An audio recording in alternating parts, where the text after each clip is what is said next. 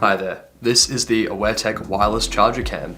Today we'll go over an unboxing, an overview of the product, setting up the product, and give you a bit of footage to look at as well.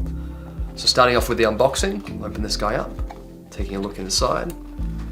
Alright, so you've got the top with the main unit there, which is very nicely wrapped up for us here. We'll show you that later.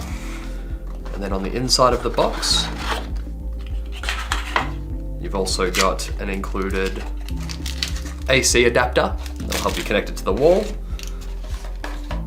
connection cable to plug it in, got a little spare screw for the inside of the device as well as a Phillips head to get you into there.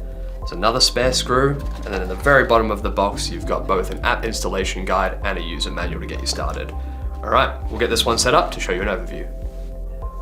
Alright, so taking a closer look at the device, this one has a QR charger built in, which means you can place a phone on the top and it will fast charge it as long as it's compatible.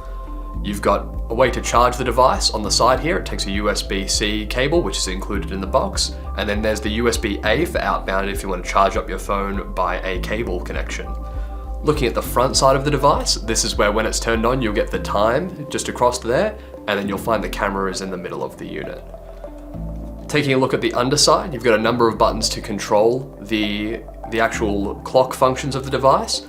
And when you want to put your SD card in, use the included Phillips head to remove this screw, put down your SD card, and it will click going in sideways. When you hear the click, you know it's in and correctly positioned.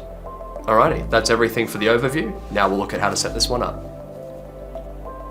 Alrighty, when you've plugged your device in, it'll take 40 to 60 seconds, but when it's ready to connect, if you go to the settings on your phone and navigate to Wi-Fi, a B-Link dash a series of numbers will appear. Simply select that one, and the default password that you want to enter here is 01234567889 join. Now it may take up to a minute the first time to connect, but once you see that tick, you should be good to go. It might say no internet connection, but that's alright, we're directly connected to the device.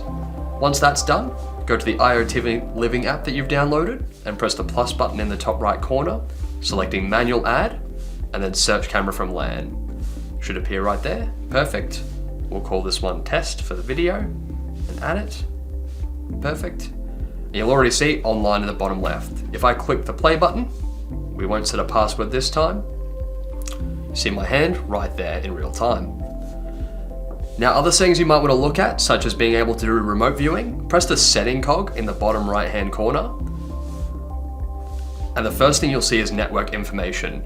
Connect it to your Wi-Fi and you'll be able to access the device from anywhere.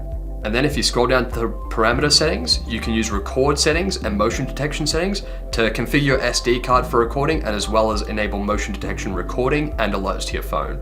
There's a ton of other settings in here, but if you have any other questions, just let us know.